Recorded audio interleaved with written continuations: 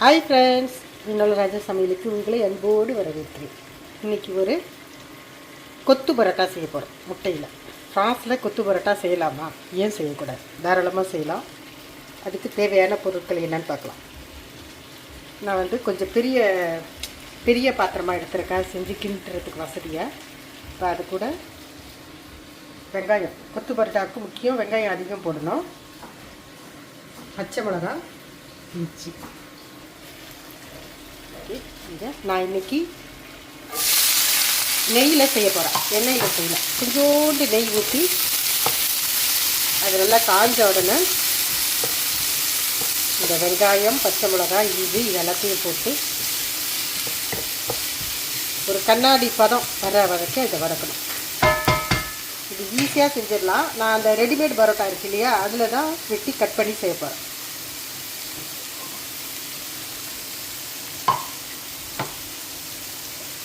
இது கூட கொஞ்சோண்டு உப்பு சேர்த்துக்கலாம். இந்த மாதிரி பதத்தில் வரும்போது ஒரே ஒரு தக்காளி சேர்த்துக்கலாம்.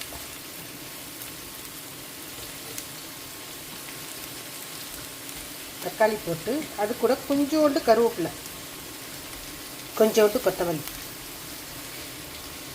இது கொஞ்சம் கொஞ்சமாக சேர்க்கணும். கொத்தமல்லி தழை நிறைய சேர்த்து சாப்பிட்டோம்னா சூப்பராக இருக்கும் கொத்து பரோட்டா.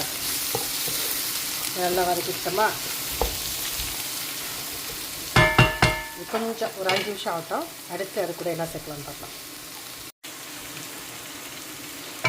இப்போது வதங்கிடுச்சா, இந்த சமயம் நம்ம கறி அரைச்சது. நான் இன்றைக்கி பீஃபு போடுறேன். இது கூட ஆட்டுக்கறியும் போடலாம், அன்னியமும் போடலாம், பீஃபும் போடலாம். கோழியை விட இந்த 2 கறி போட்டால் கொத்து பரோட்டாவுக்கு ருசி நல்லாயிருக்கும். நான் இன்றைக்கி பீஃபு போட்டு செய்வேன்.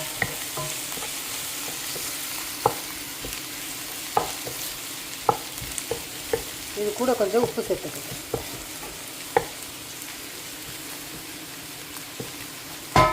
இது ஒரு 5-10 நிமிஷம் அப்படியே வேகட்டும்.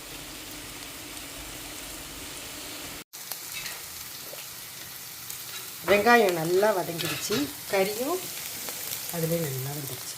இதுக்கு மேலே கொஞ்சோண்டு கொத்தமல்லி தழை தூவிட்டு இப்போ முட்டை உடச்சி இதிலே ஊற்ற போகிறோம். முட்டை உடச்சி ஊற்றிட்டா அப்புறம் இதை அப்படியே இப்படி உடச்சி விடணும். உடச்சி அந்த முட்டையும் அதுவும் அப்படியே உருண்டை பதத்துக்கு வரும். அந்த அளவுக்கு அதை அப்படியே ஃப்ரை பண்ணிவிட்டு அடுத்து இது கூட கொஞ்சோண்டு கொத்தமல்லி தழை சேர்த்து கடைசியாக பரோட்டா செஞ்சு வெட்டி கட் பண்ணி வச்சுருக்கேன், அதை இதோட சேர்த்தேன்.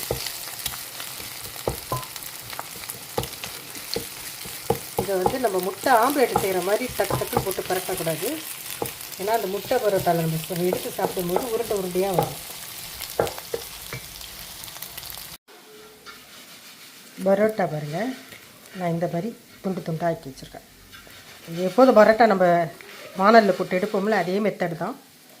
அது போட்டு எடுத்துட்டு இப்போ அதை சின்னதாக இதுமாரி பீஸ் ஆக்கி வச்சுக்கணும். இப்போ இதை எடுத்து நம்ம முட்டையோடு சேர்த்துடலாம். இப்போ எப்படி இருக்குது பாருங்கள். இப்போ இது கூட இதை அப்படியே போட்டு இதை அப்படியே நல்லா கலந்து விட வேண்டியது. அதுமாரியே கொஞ்சம் மல்லி தழை வைக்கலாம்.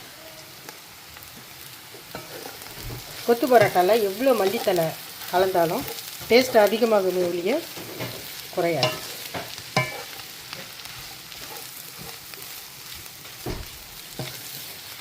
இப்போ இந்த பரோட்டா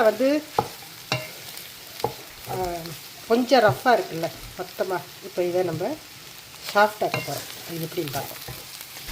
நல்லா கிண்டிட்டோமா, இப்போ இதை இறுக்கமாக மூடிடுவோம். பார்த்து மூடியில் மூடினோன்னா அந்த ஒரு 3 நிமிஷம் 5 நிமிஷம் இருந்துச்சுன்னா அந்த சூட்டில் அப்படியே புழுங்கிடும். அப்போது பரோட்டா இவ்வளோ அழுத்தமாக இருக்காது. செஞ்சு காட்டுற பாருங்க. 10 நிமிஷம் ஆயிடுச்சு, எடுத்து காட்டுற பாருங்க.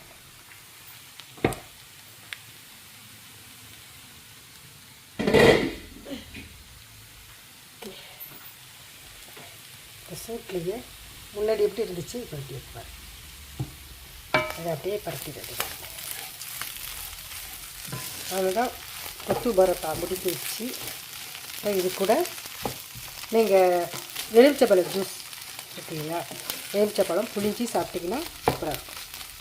நான் இப்போ இதில் புளிஞ்சிடல, யார் யாருக்கு புளிப்பு எவ்வளோ விதம் வேணுமோ அந்த அளவுக்கு மாதிரி புளிச்சுப்பாங்க.